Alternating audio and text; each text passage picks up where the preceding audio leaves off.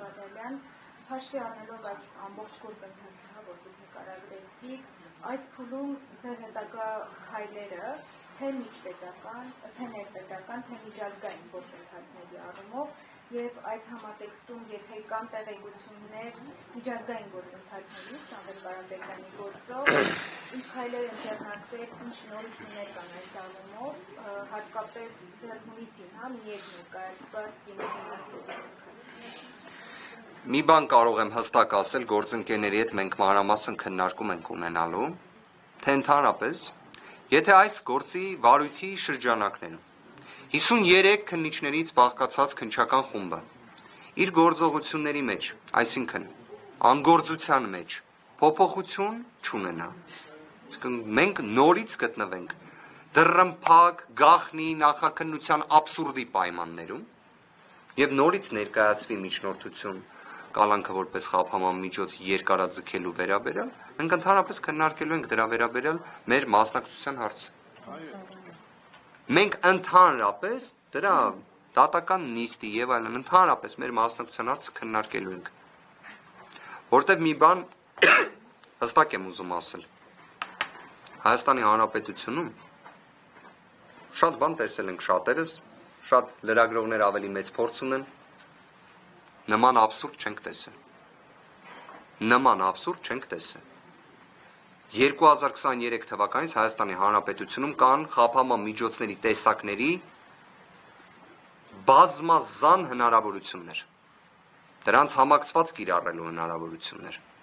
Մի հատ պատկերացրեք եվրոպացի մի գործընկերոջ աչքերով այն ինչ կատարվում է Սամվել Կարապետյանի նկատմամբ։ Որևէ այլ խափանման միջոց չի կիրառվում։ Ու մենք ունենում ենք տևական նիստեր, բոլոր հարցերը սպառում ենք, այսինքն կներեք, այստեղ կարելի է անհամեստ գտնվել։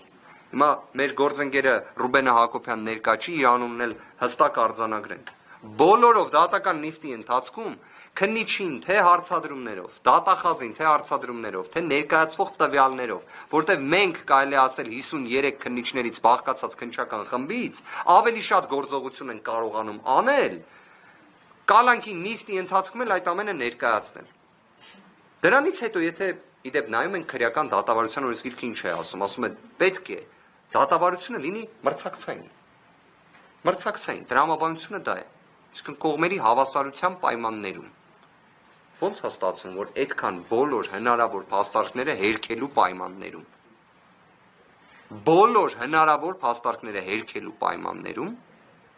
ունենում ենք միշտ նույն իրավիճակը։ Դրա համար այս հանգամանքը եւս խնդրում եմ հաշվի առնեք։ Եվ խնդրում եմ ձեզ, իսկապես, եթե դուք մի հնարավորություն ունենաք, դիմում ենք ձեզ, խնդրում ենք ձեզ, առիթ ունենալու դեպքում։ Պահանջեք թող նախաքննական գաղտնիքին վերջ տան։ Կամ գործը ուղարկեն դատարան, կամ կարճեն,